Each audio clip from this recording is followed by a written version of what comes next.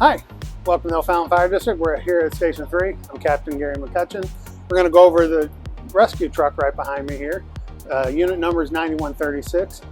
This unit is used primarily for confined space rescues, high angle rescues, any type of rescue that requires specific equipment to do so. We have hundreds of pieces of equipment on this truck that get checked out every week.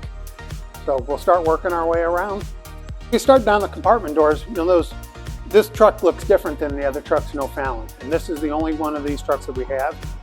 First compartment that we have here is our air cascade. What that does is takes all the air that's inside these bottles and allows us to refill the air on our packs. So we don't have to leave the scene of a fire. We can refill our packs right on the scene.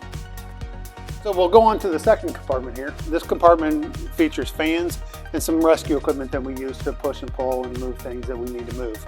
The fans specifically are typically used for confined space rescues.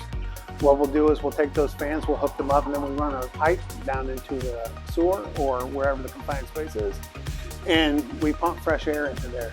By doing so, that allows the rescuers to work in a clean environment and allows it to be a little bit safer for us. Final compartment we're going to look at on this side of the truck is our rope rescue compartment. In this compartment we have harnesses and ropes of varying length based on what we're going to need to do when we get to the high angle rescue.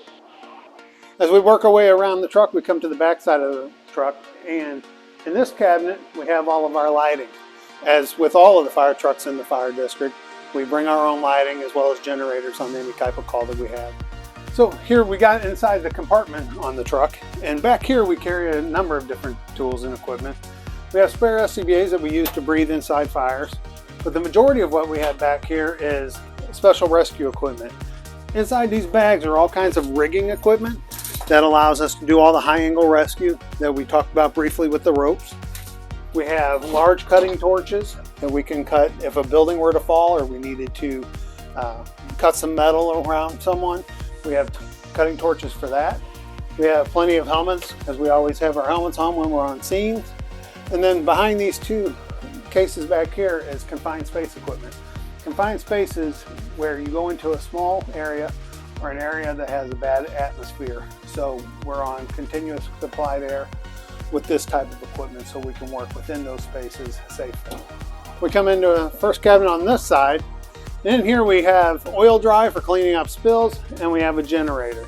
We use the generator to power up our tools as well as provide on-scene lighting.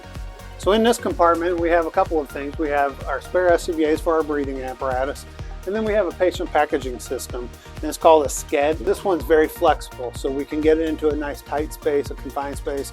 We can roll them up almost like a burrito, and it helps us slide them out of those tight spaces. Final compartment on this side of the truck is a compartment that actually has a large fan.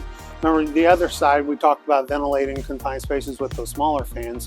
This one is a large fan that's electric, so we can use it to ventilate houses, and we don't introduce any other CO into the houses from the gas-powered fans.